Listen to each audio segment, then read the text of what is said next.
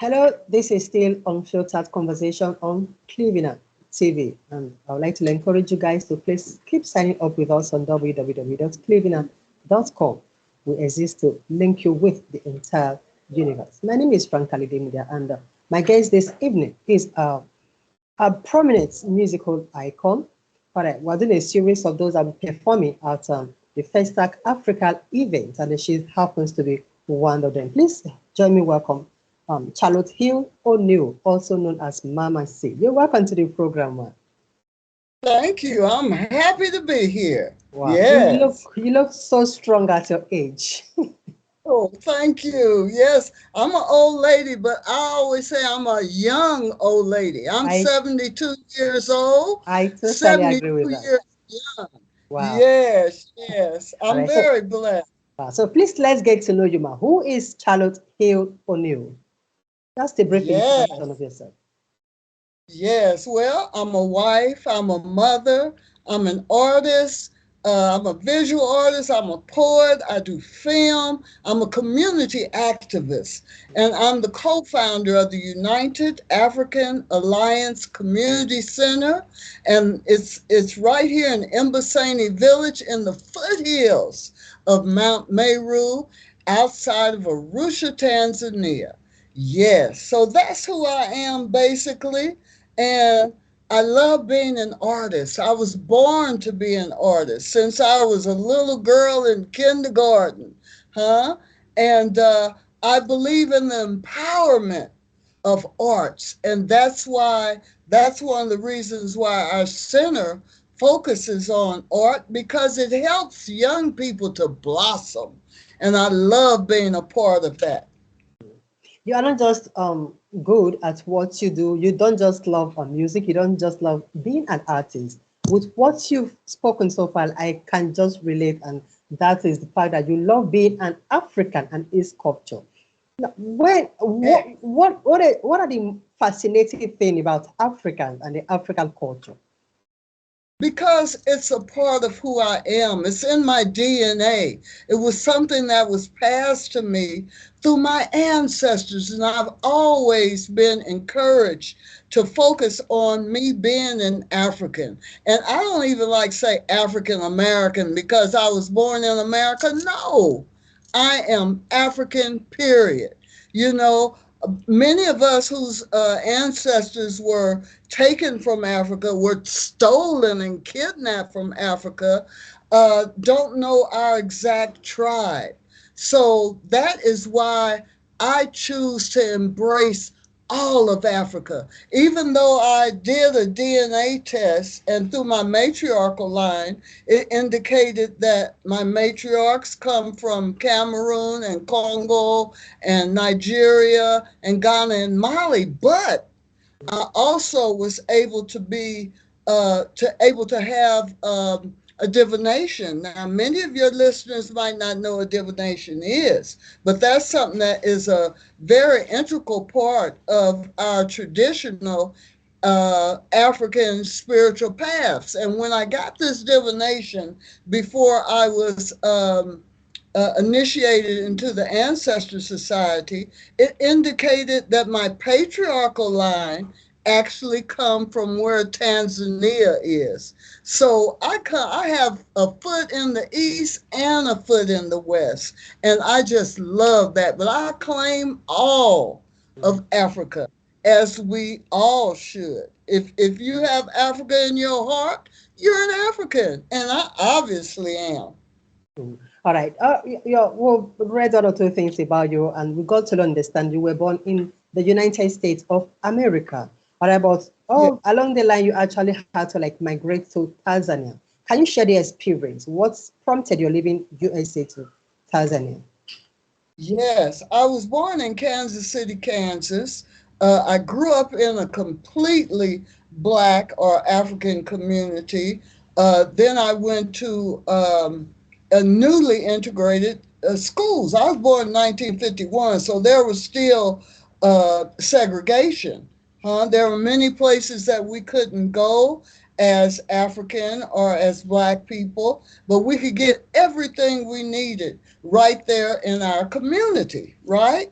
Mm. So This was during the so-called civil rights era, and I would see all the brothers and sisters who were marching for their rights, for voting rights, to desegregate schools. I would see the police sicking dogs on them, right on TV, spraying them with these high-powered fire hoses, actually beating them, men, women, and children.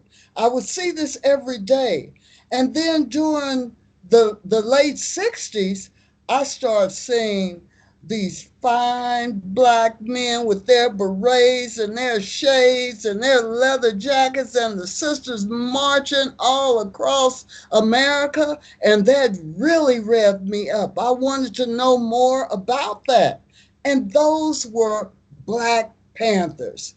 Come to find out, Brother Pete O'Neill, who I never thought that I would even meet, he founded the Kansas City chapter of the Black Panther Party. I pasted pictures and articles on my bedroom wall. I was fascinated with the Black Panthers. One of the reasons was because they stood for self-defense, and everyone had to learn how to use weapons, how to defend their homes and their community. But then I found out about the community service programs. Right out of high school, out of a secondary school, I went and signed on the dotted line, and I became a member of the Black Panther Party in Kansas City. And I would always get up early in the morning with all the other young Panthers. Most of us were teenagers, huh? And go and fix breakfast for hundreds of children who otherwise would go to school with empty stomachs. Now, consider this was happening all over America, not just Kansas City. If you had a Panther chapter or even a branch, you were required to do community service. And one of the main services that we provided was feeding children. We would do this by getting donations from the stores who were in our community. And we would go and say, hey, if you want to sell your things in the community, you must give donations of food, huh?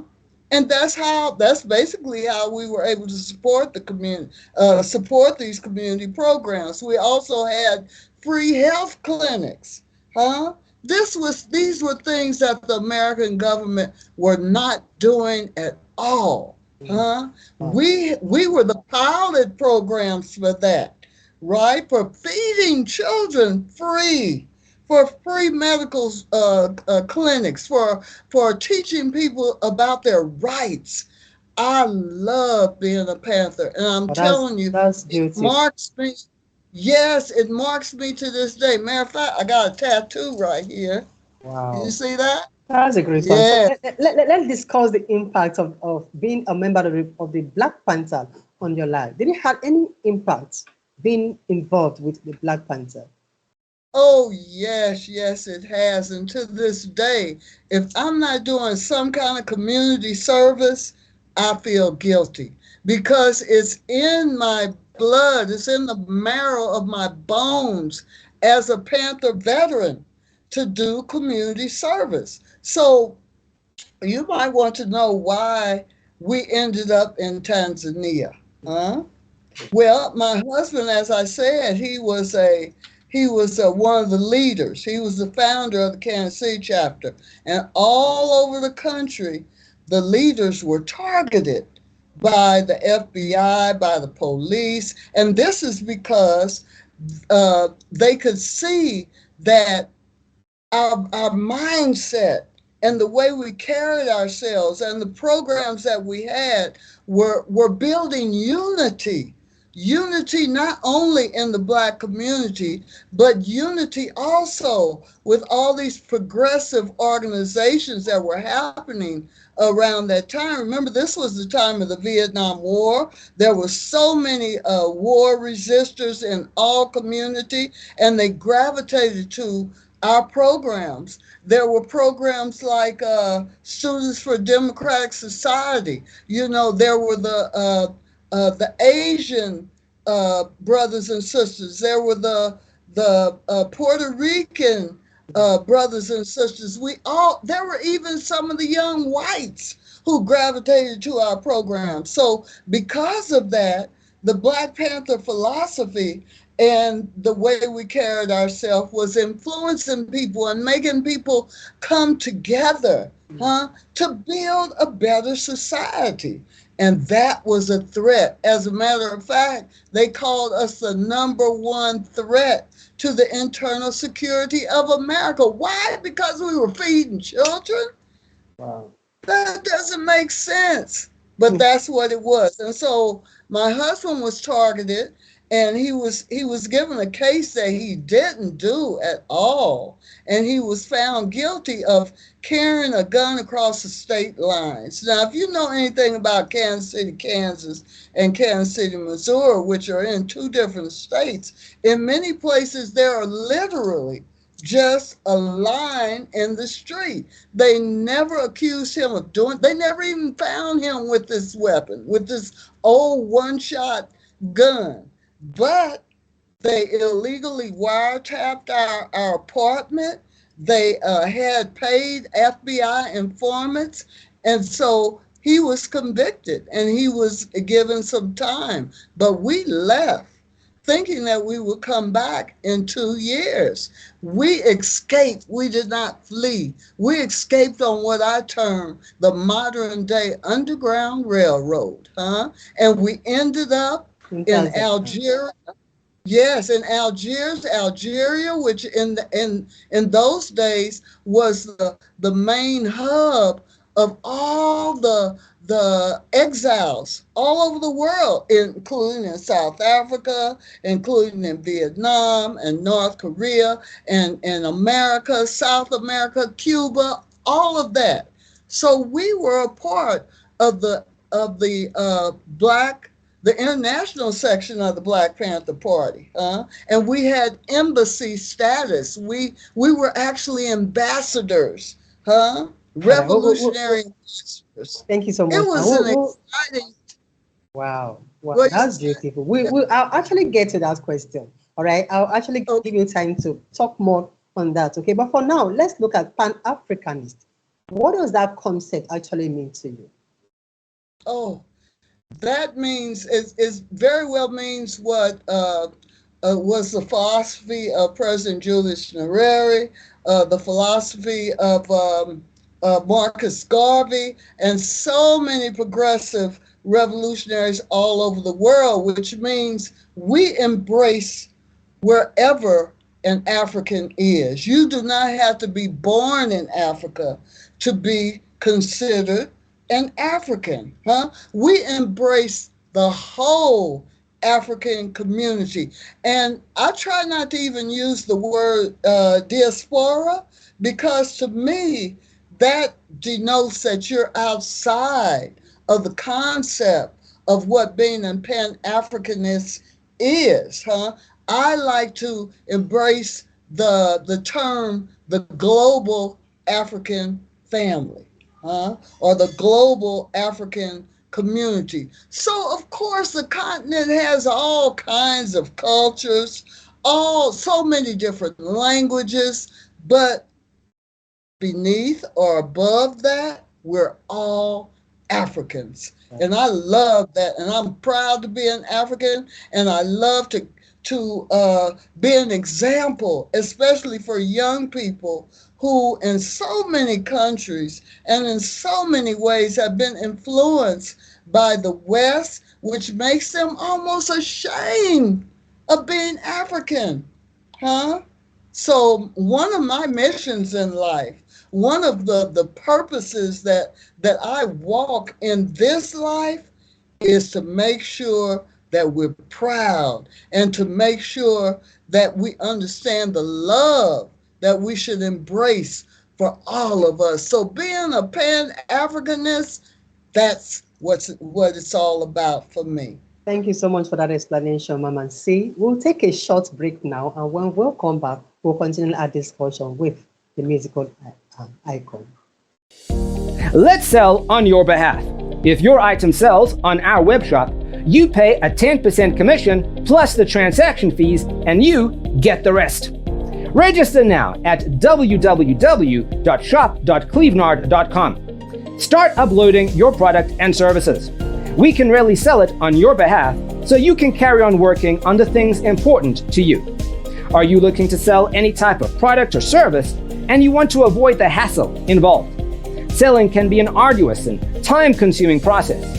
At Clevenard Super Shop, we will be happy to take over the workload of promoting or selling your products or services. All you need to do is to register at www.shop.clevenard.com, enter your shop or vendor information, and then start uploading your product and services. We will do the selling. Now, be ready to get more sales and awareness. Start making more money from your business with Clevenard Super Shop by partnering with us today.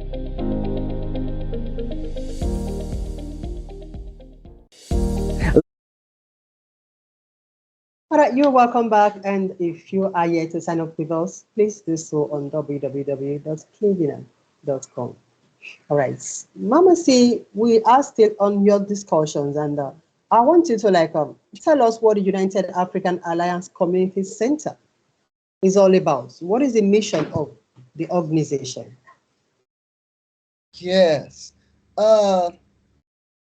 We empower people through our example, through our classes. We started the UAACC, the United African Alliance Community Center, in the early 90s, And the reason it got started, really, my husband and I were homesteaders. We learned how to be farmers. We had to be very innovative because in the 70s, there were a lot of things that you couldn't get here in Tanzania. So we had to really be creative. And the elders in the community saw this. They saw us making blocks to build things with termite mound soil and a little bit of cement, and we would use this silver ram. They saw the innovative things we were doing to grow food. They saw that my husband he learned how to build a windmill, because when we first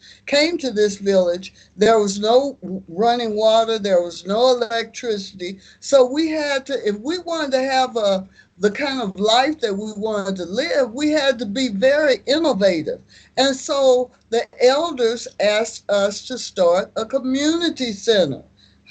They wanted us to teach English because that was the second language here in Tanzania. But we had so much more to offer. We started teaching about computers, even though we didn't have internet in those days. And then we started focusing more and more on the arts, because we saw when you put a microphone or paintbrush or a sewing needle in front of youth who had never experienced that before and who were all shy and everything, they would strut and be proud that the community recognizes them as artists.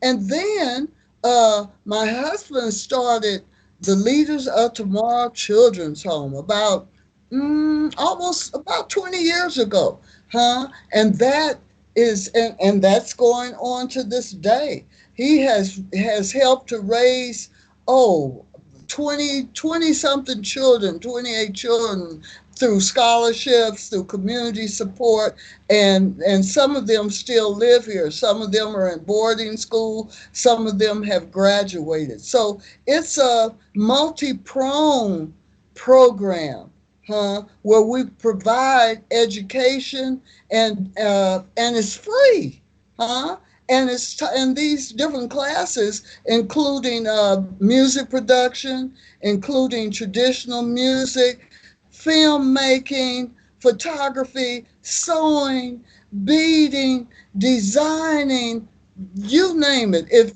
youth want a carpentry, we like to provide education that will help young people especially have means to to raise themselves, to make money, huh? All right, it's And all right. it's It's all and right. all of our teachers are volunteers, huh? Because they also have this passion to share knowledge for community development. Exactly. And that is, and we also host study abroad groups who come here and want to participate in this uplifting program. You know, our center is known all over the world, huh? And All right. we've been hosting Yeah. students and adults for years and years, and we are very blessed to be able to do this kind of work. It's our Wow. passion. Yeah, wow. It's okay. Now, well, you also have a section of that organization where you have what you call the Heal the Community Tour, which is a yearly event by the organization. What happens there? What is it all about? The yearly events. Yes, I'm called by various universities in America Mm. to talk about our history, to perform, to show films, to enlighten young people because so much of history in the States is being swept under the rug, huh? So a lot of these professors love for me to talk about our lives as Panthers and our lives now as United African Alliance Community Center. So I go, sometime I'm there for 2 months. Last year I was there for 3 months. And not only do I lecture, but I also perform. I perform my poetry, I perform music, and all of that. So that is a way also to spread the peace and love and empowerment that is a part of my passion. Huh? Uh, so I've gone to several countries in Africa also. This year, I'm going to Ghana in November. I'm going to the States in September, October, and then I'll be going to Ghana in November as a part of the Heal the Community Tour and to empower women, children, and brothers and sisters. When we talk about empowerment, we talk about everybody. But of course, my focus is more on the upliftment of women, you know, and children and our brothers. We need it. We need examples. Huh? And I love being a powerful, positive example for everybody, for the world. Whether I'm in China, I've spent 2 months in China. I've been to South Africa 3 times, Zimbabwe, Malawi, Ghana. Yeah, Wow, that's beautiful. We'll take another that's short break. the heal. Yeah. Yeah. That's what Heal the Community is about. Healing through example, healing through uh, uh, means of empowering people, and healing through the unity that we have to build together. That's a beautiful one, ma. We'll take another short break here, and when we'll come back, we'll be talking more about your interest in music and poetry. Audience, please, we'll be back shortly. In the 21st century's technological advancement, we all seek opportunities to move and network with the emerging space. Introducing Clevenard blog and event posting. Do you think you have some interesting materials, good content, articles, and stories? Then feel free to publish them on Clevenard blog and events page, just as team of our writers are doing presently. By blogging on Clevenard's blogs and events, you benefit from our reach and network. There are a constant stream of people visiting our social platform, and we have figured out just how to distribute our contents. This means you can basically skip the line and get access to a big audience from day one. Furthermore, we can help you get in touch with important people for projects with possibilities of translating your content into other languages and republishing them on Clevenard. This helps preserve and protect your content from getting lost. What's more, you also get to be part of our team with access to our network and lots of exclusives, behind the scenes information. And of course, you get full credit for everything you do, which brings you popularity and make extra income. Sign up now on clevenard.com and start blogging to your advantage. Please see the tutorial video on how to blog or post events on Clevenard Blogs and Events.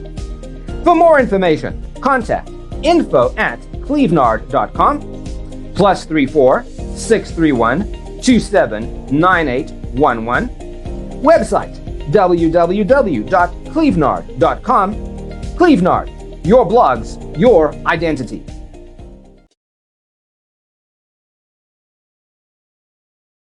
All right, you're welcome back.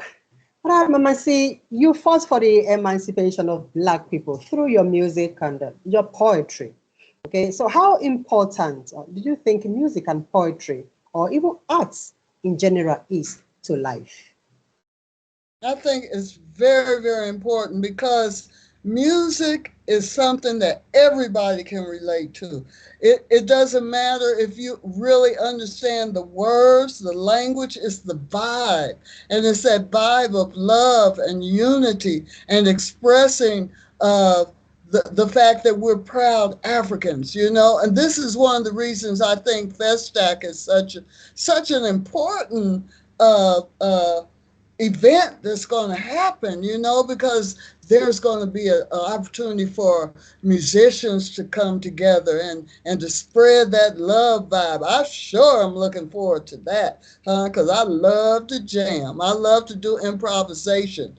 And poetry is something that can touch everybody's heart in so many ways. I have 3 poetry books, but this is my last one. I don't know if you can see it real good. It's called Homage, and my publisher is actually in South Africa, African Perspectives. Wow. And I have a lot of different things in this poetry book, and I always love to share, whether it's about honoring our ancestors, which is something that is very, very important. It doesn't matter what religion you are, you know, we should all find ways and means to honor our ancestors because we carry that DNA within ourselves. Even in the Bible, they say, honor your mother and father. Well, who are your mother and father? They're your ancestors, huh?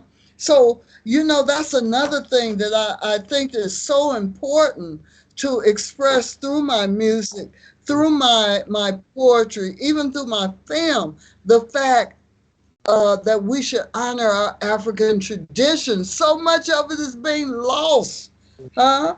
And if we lose our traditions and our culture, where is that going to leave us? So that's one of the reasons that I really think music, can send a message that we have to be unified. We have to reach back. You know, Sankofa, this is one of my tattoos. You see that? That's a Sankofa bird. And it's an Andinkra. And it means we must reach back, to bring the good things forward.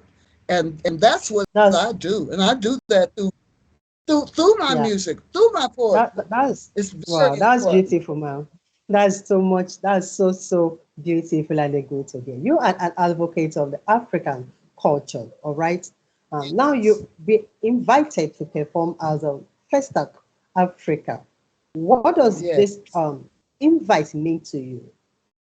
Oh, it means so much. It means so much that, you know, I've been performing all over the world for many, many years. But to have FESTAC right here in Arusha, hey, that's going to be a beautiful, beautiful thing. It was a major choice to have Arusha. Arusha is so beautiful, It's peaceful.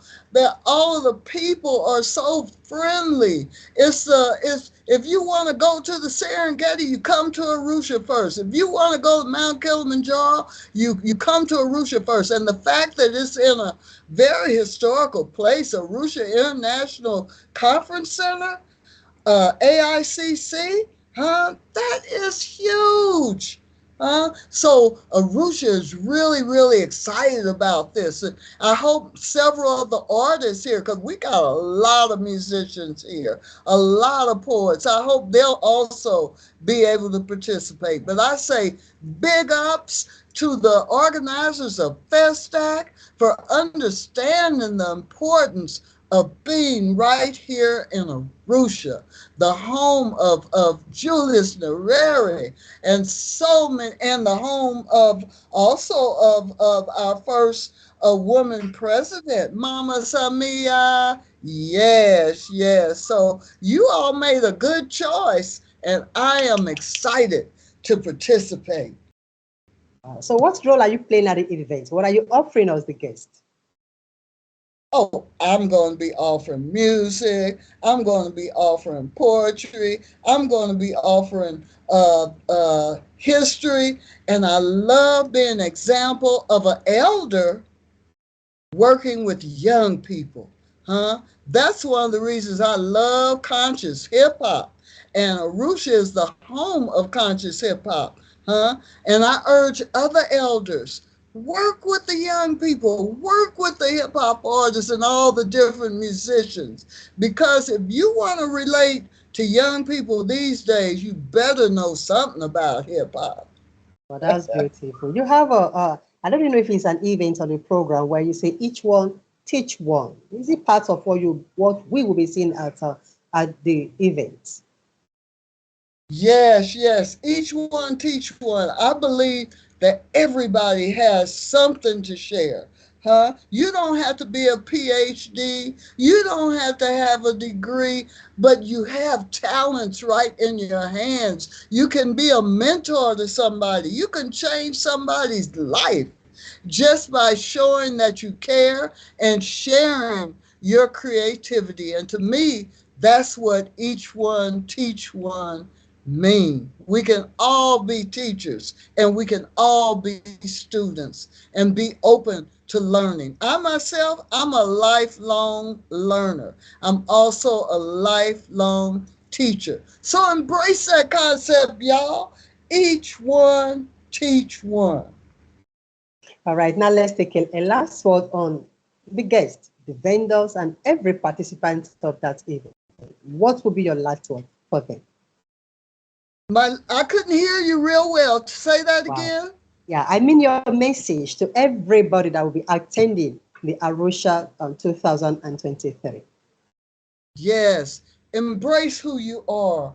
Be a part of the global community. The world belongs to us. Whether you're an African born on the continent or outside the continent, embrace and build our unity.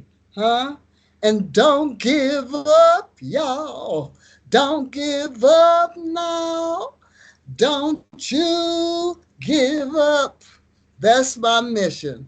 Never give up. Spread peace, Mama T, love. I wanted to tell you to just give us, let's hear one of your song. And even without my asking, you've already done that. All right. Thank you so much, man, for being my guest today. It was a beautiful 40 minutes with you. Thank you so much for all you do for African and the female child. Okay. Right. See you at FESTAC, Arusha. Certainly, certainly. Bye. All right, audience, you heard it all from Mama C herself. Please, if you've not signed up on Cleveland TV, keep doing that. It is www.cleveland.com. And if you've not made reservations on FESTAC Africa destination Arusha, please, you need to do that right now. Please contact any of one of them and they get to know how you can be part of the epic event. I remember Frank Kalidin saying, do have a beautiful day. Bye.